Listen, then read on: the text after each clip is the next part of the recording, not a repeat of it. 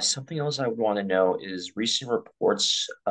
We often get institutions recommend investors focus on bond asset classes next year, whether it's government bonds or investment grade bonds. Where do you think the market is headed towards next year? How simplified ETFs has changed as a result? Yeah, I would say we are in a very unique period of time where we have central banks implementing tightening across the globe, right? We have a situation where we have inflation across most developed markets. We have geopolitical stuff going on as well. It's a very unprecedented time where, it really feels like a structural shift. If you just look at the US Treasury yield curve a year ago versus today, gosh, what a difference a year makes, right? Last year, yields across maturities were very close to zero. The curve was flat, right? It was slightly upward sloping.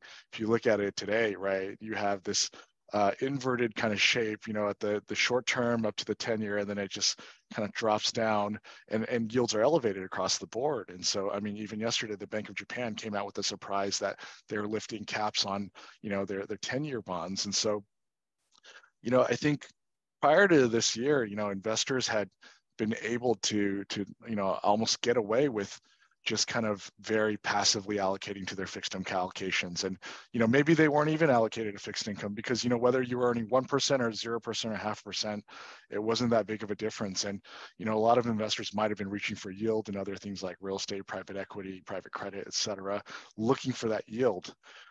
Today, we're in a different environment. Times have changed. The short-term part of the yield curve is very attractive, right? You can earn 4% or more at, close to the 2-year portion of the curve, while still kind of keeping a little bit of dry powder. And depending on what your views on when the Fed will pivot, this could be a nice kind of tactical trade as well. And then concurrently, as spreads are widening and, we don't know when a recession will necessarily hit, but let's say there is one, we can definitely expect, corporate credit spreads to widen, defaults to rise. That could bring more attractiveness to, the investment grade bond market. I think what's important here and how Simplify tries to differentiate it, I'll just mention two things is one, we've created a set of fixed income tools that can let investors target specific portions of the yield curve. So, we have one product, for example, right now, I mentioned the 2-year is very attractive. It's a place where, I think a lot of investors want to be because you can earn attractive yields without taking on too much maturity risk. We have the only fixed income product that provides leveraged exposure to the 2-year portion of the US Treasury curve. And so this product just launched actually about a month ago, and it's seen tremendous traction since then. Similarly, we have another product that focuses on the intermediate portion of the curve, and it's leveraged a bit to get you sort of duration of a 20 to 30-year bond. Again, right now, maybe from a yield perspective, it's not as attractive just given the shape of the curve. But these are examples of solutions we're trying to bring to market, which can help investors really start allocating specifically to different parts of fixed income versus traditionally, right, when you can almost just set it and forget it when yields were so close to zero. So yeah, I'll take a pause there and happy to share more if it's helpful, Glendon. Awesome. Thank you very much, Shane. So what opportunities do you see in today's market within various asset classes, not just fixed income? Where do you see continued growth? Yeah, I think the one area that we're especially excited about here at Simplify is, the growth of liquid alternatives. Alts, I think traditionally were, these very expensive, opaque, illiquid vehicles that investors would get locked up into for a long period of time. They would pay very high fees to access them.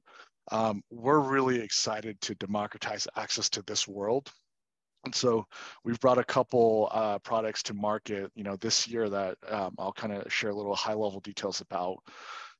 One, it's a actively, systematically managed futures strategy. So we partnered with a sub-advisor called Altus Partners.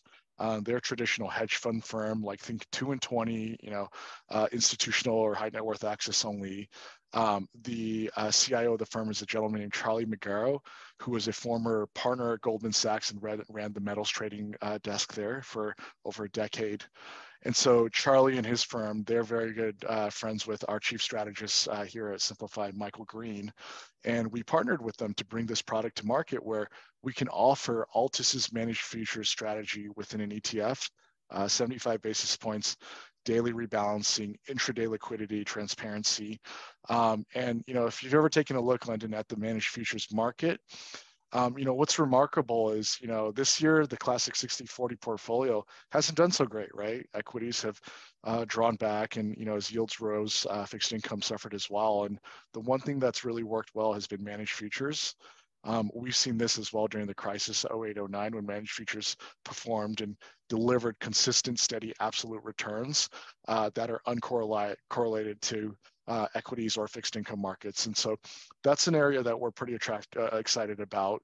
And the other alternative that I'll mention as well that we actually brought last year to market is this idea that, as we saw, and this was, mainly last year when yields were still close to zero, but generating income was a tough game, right? Back then in 2021, 2020.